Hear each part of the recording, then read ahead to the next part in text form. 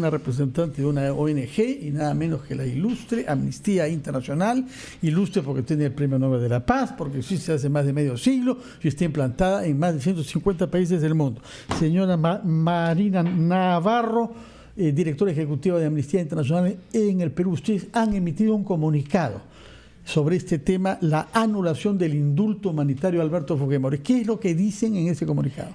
Buenos días. Buenos días. Muy buenos días. Nosotros lo que empezamos diciendo es que la resolución que ayer podíamos ver de todas las personas, la resolución judicial, está poniendo por encima a los derechos humanos, a la justicia de las víctimas de Alberto Fujimori con respecto a los intereses políticos que ha habido y que se han visto durante todos estos meses. Entonces, lo que nosotros estamos llamando y queremos también llamar la atención es sobre el derecho de las víctimas, el derecho a la justicia, el derecho que tienen las víctimas y por lo cual han seguido desde que se dio el indulto el 24 de diciembre del año humanitario, del año pasado,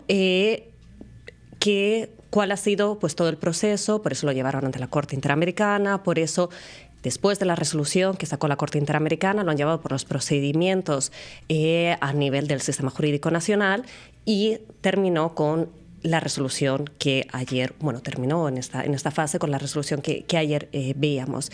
Entonces, en todo este debate que hemos estado en estos días, creemos que también es importante ver por qué hay una sentencia, que hubo un debido proceso con Alberto Fujimori y que fue condenado a 25 años de cárcel, y recordemos por qué.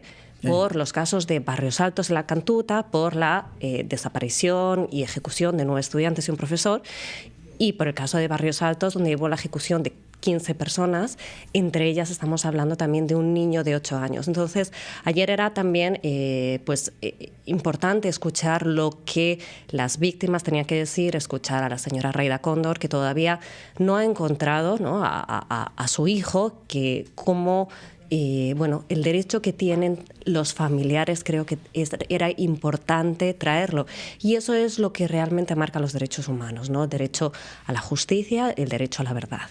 Nadie pone en duda los derechos de las víctimas, pero en este caso no es un indulto, es un indulto humanitario, es decir, una consideración especial que se hace a un hombre por su edad y por sus condiciones de salud. Eso no quita que siga siendo culpable, no se le ha declarado inocente.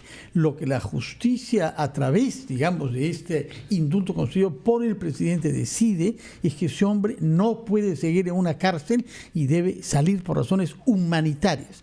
Su posición sobre este aspecto específico, aceptando que usted tenga que priorizar primero el tema de las víctimas, como lo ha hecho muy bien. Ahí hay dos aspectos que son fundamentalmente y que es importante resaltar. En primer lugar es si se han dado las condiciones, y desde ahí Amnistía Internacional desde el 24 de diciembre ya solicitó una investigación para si se daban las condiciones para que este indulto humanitario fuera de acuerdo a derecho internacional. Es decir, que es lo que ahora mismo veíamos ayer en la resolución, si se ha justificado adecuadamente, si se dice cuáles son esas condiciones que empeoran o que ponen en peligro la vida o la salud, que cambien en otras condiciones. Porque se podrían haber dado si realmente, nosotros no conocemos cuál es la salud, obviamente, pero si realmente hay un tema de salud, existen también otras medidas, como puede ser un arresto hospitalario, un arresto domiciliario, que también son medidas humanitarias en el caso de que esté la vida o la salud del reo esté en peligro. Entonces, por supuesto que tiene que haber medidas humanitarias. Entonces, eso por un lado. Y luego, por otro lado, en caso de que se dieran las condiciones. Pero parecen que no ha habido claridad y que no hubo realmente, no se siguió con el proceso que garantice que se daba ese indulto humanitario y que no se tratara de consideraciones políticas u otro tipo de consideraciones. En realidad el tema de la bulla política, el ruido político que hubo detrás de este indulto anuló cualquier posibilidad de evaluar si las condiciones de salud del señor Fujimori eran las apropiadas para dar un indulto humanitario. Es decir, la misma forma como se llevaron las cosas, le cerraron las puertas al señor Fujimori a tener una evaluación justa sobre su condición de salud, ¿no? Sí, o sea, yo creo que eso es curioso, ¿no? Porque eso le jugó totalmente en contra a él mismo, ¿no?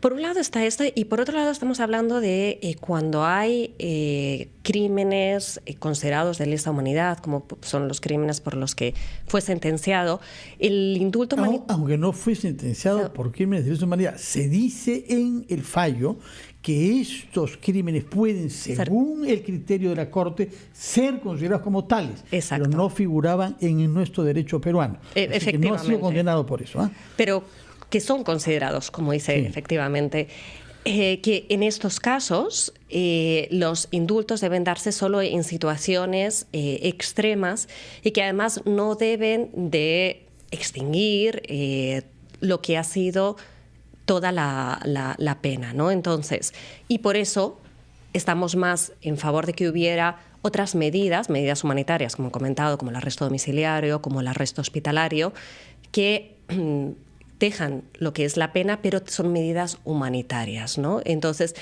así también se respeta el derecho y se respeta el derecho a la justicia y se respeta también el que haya sido condenado, ¿no? No se eliminan los efectos totales de la pena. ¿Qué debería pasar de ahora en adelante, de acuerdo con los criterios de calidad, digamos, que exige Amnistía Internacional en procesos de esta naturaleza?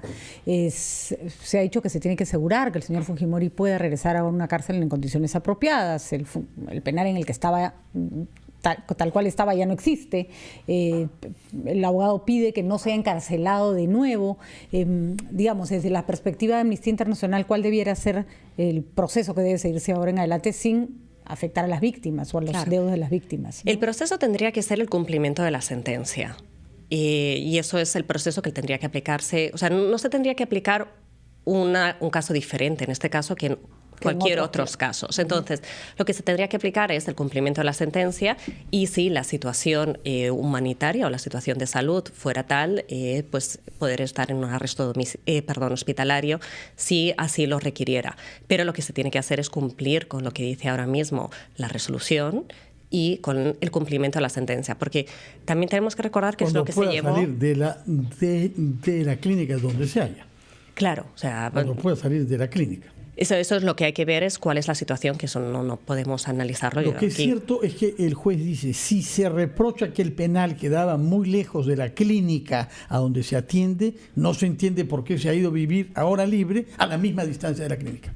Sí, o sea, ¿y cuáles son esas situaciones que hay que realmente sean diferentes, o sea, que empeore la situación con respecto a la situación que tenía carcelaria con respecto a la situación domiciliaria?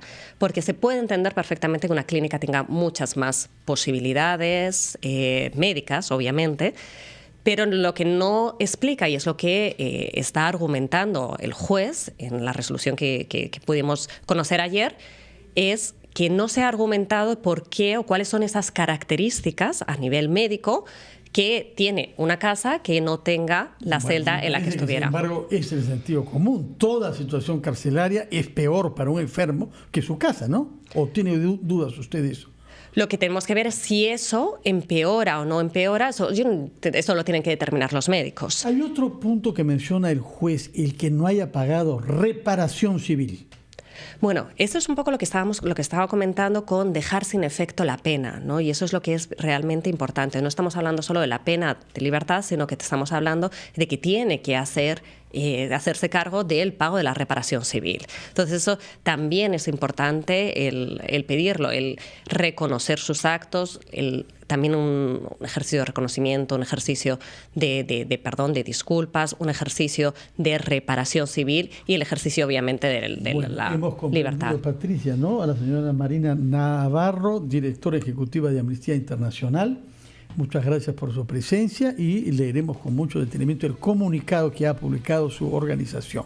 9:29, pausa y regresamos a Ampliación de Noticias.